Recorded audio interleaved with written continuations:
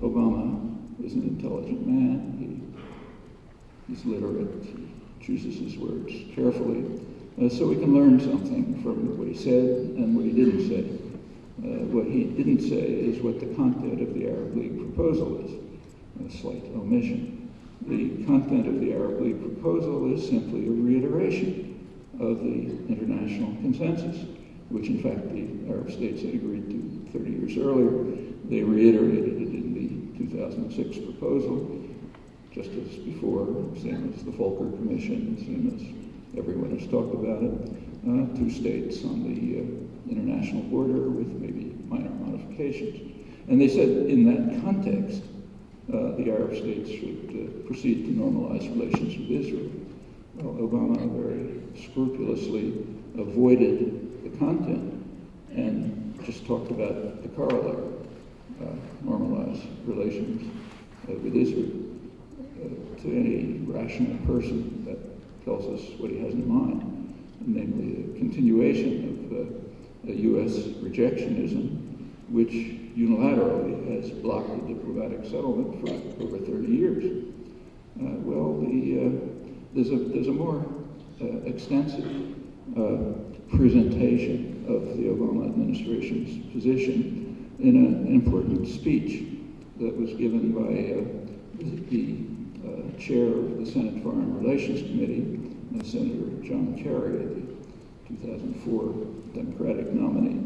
He's very close to the administration. He gave a speech to the Brookings Institution in Washington, considered kind of center, left, whatever that's supposed to mean. And it was a very interesting talk, should be read carefully. I'll quote some parts of it and comment on it. He said that, he began by saying that we should recognize the failure of our past efforts to bring about a political settlement among these 2 adversaries.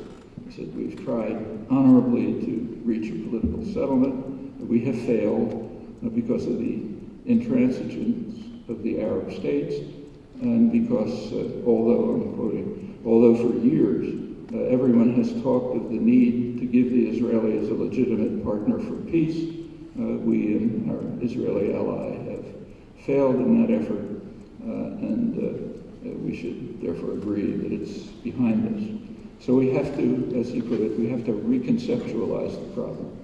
Since our efforts to act as an honest broker have failed, we haven't been able to find a legitimate partner for peace for Israel. We've got to look at the whole issue in a different framework. We should look at it as a regional issue. We should put the Israel-Palestine conflict to the side. We've tried, we can't solve it. And we should form a coalition against Iran, including Israel and the moderate Arab states.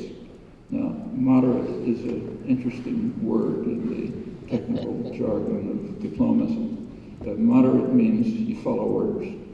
So the moderate Arab states are the brutal Egyptian dictatorship and the most extreme, radical Islamic fundamentalist state in the world, also a dictatorship, Saudi Arabia.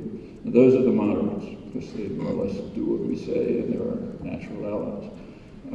So we should form a coalition between the moderate Arab states and Israel under our aegis to confront the real problem in the region, namely Iran.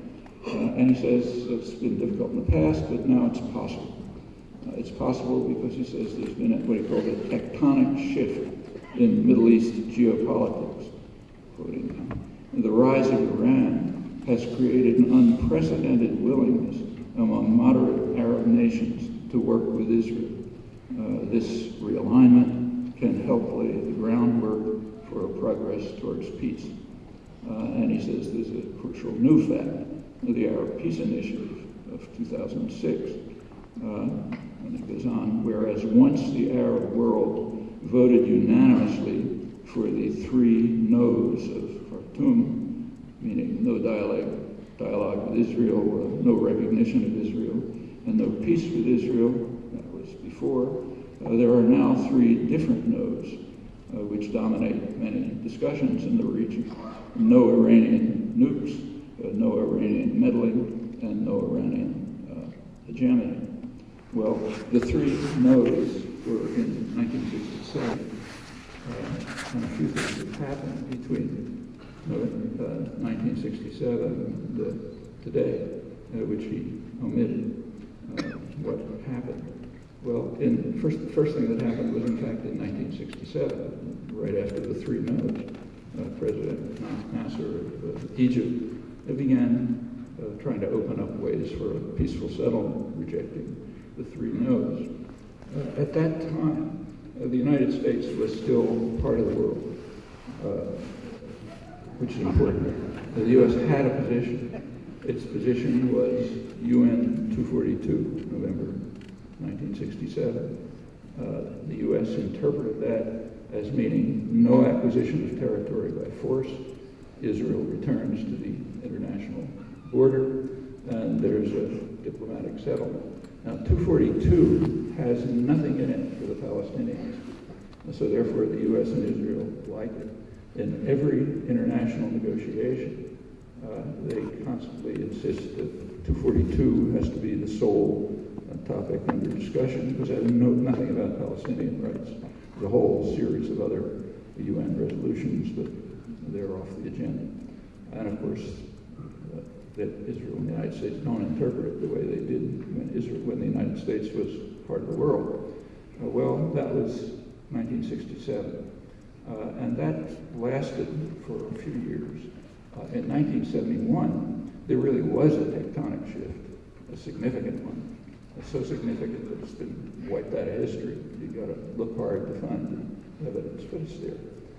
In February 1971, Egypt offered Israel a full peace treaty, everything, in return for Israeli withdrawal from Egyptian territory.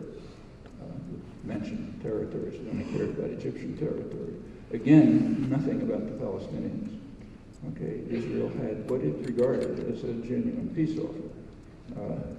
Egypt is by far, in fact, the only major military force in the Arab world. If it made peace with Israel, Israel's security problems would be eliminated. There was no Palestinian issue to speak of at the time. So they could have had security. They rejected it. They rejected it in favor of expansion.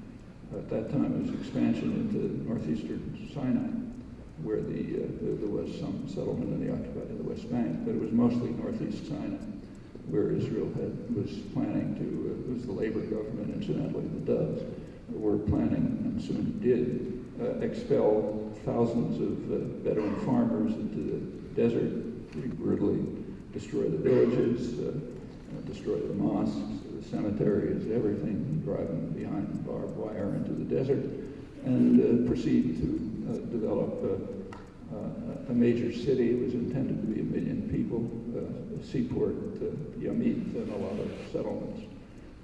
Well, that was the choice, security or expansion, and Israel chose expansion.